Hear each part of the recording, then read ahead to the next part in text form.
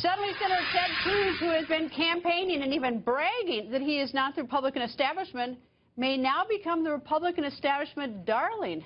Go figure, right? Senator Lindsey Graham, when he was running for president, had these very harsh words for Senator Cruz. You're Republican and your choices is Donald Trump and Ted Cruz in a general election. It's the difference between poisoned or shot. You're still dead. And cut to today where Senator Graham says he is now fundraising for his former rival. I'm going to be doing a fundraiser with and for Senator Cruz. I think he's the best alternative to Donald Trump. He's certainly not my preference. Senator Cruz is not, but he's a reliable Republican conservative, of which I've had many differences with. I doubt Donald Trump's conservatism, and I think it'd be a disaster for the party. So I'm going to try to help raise money for Senator Cruz and the pro-Israel community. Will more establishment Republicans turn to Senator Cruz? The on-the-record political panel is back. Karen, if this weren't so silly, I'd sort of be rolling my eyes about it. But I don't get this, is that now Senator Ted Cruz, who was the anti-establishment candidate, is the establishment candidate, and now many senators are embracing him who didn't like him. Well, this makes number 2 Senate endorsements, but this is the weirdest endorsement in that it's not. Well, it's not an endorsement. He's going to fundraise for him. Well, well, and give me the distinction without. I totally agree with you, but I'm just saying that's what they're saying. But and then his rationale is not that Ted Cruz would make a good president. It's just basically Ted Cruz is the last thing standing between Donald Trump and the nomination, so I'm going to support him. It is. Again, I think, as I was saying before, we're into uncharted territory, and this was truly one of the strangest semi-endorsements that I've ever heard. And what should Senator Ted Cruz say? Thank you very much. Yeah, I mean, he's fundraising for him. I mean, I think what you're going to hear from the Cruz campaign is we're happy for the help. You know, don't you think, though, the American people are sitting at home saying, what happened? A little bit. I mean, like, you know, not to go back to beat a dead horse, but I think there should be a hearing on Garland so the American people can hear from him, and then the Senate can reject him. That's their right. But, I mean, the American people are sitting back and they're watching this campaign. They're seeing a guy who was running and saying, I'm not establishment. He's now embraced by the establishment, and he's happy to have it.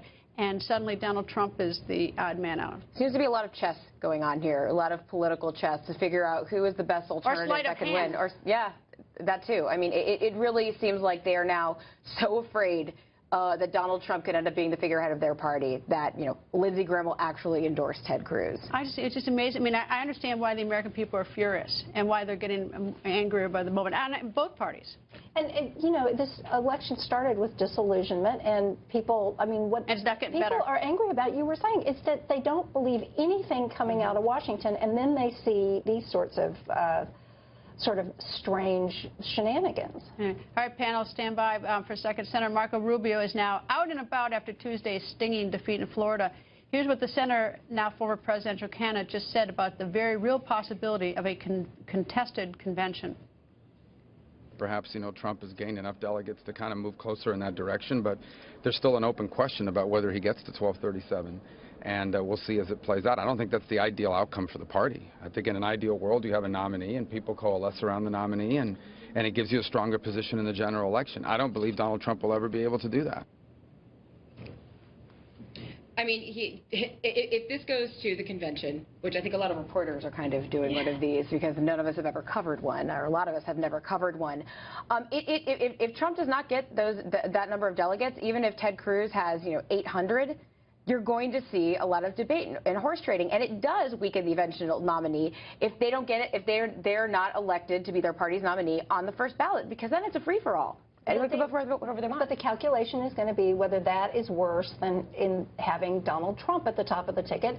And a lot of establishment figures in the Republican Party think not only would he go down to a Goldwater-sized defeat, but that he could take the United States Senate with him and a lot of down-ballot races, too. All right, let's get the viewers in at home on this. Now's your chance, viewers at home. On Twitter, would a brokered or contested convention rupture the GOP? Tweet yes or no using hashtag Greta. I'm going to show you your live Twitter votes throughout the show. Jackie, I think that if Donald Trump has 1,236, one shy, and he doesn't end up with the nominee, his supporters will not be voting in November. On the flip side, there are a lot of people who in the Republican Party say they will not vote for Donald Trump under any circumstance. So somebody's going to have a big job of trying to get all those Republicans together. Absolutely. It's basically like the worst fight your family ever had, only on national television, that we'll see at the convention if you know, no one gets the number of votes that they need. What's going to happen?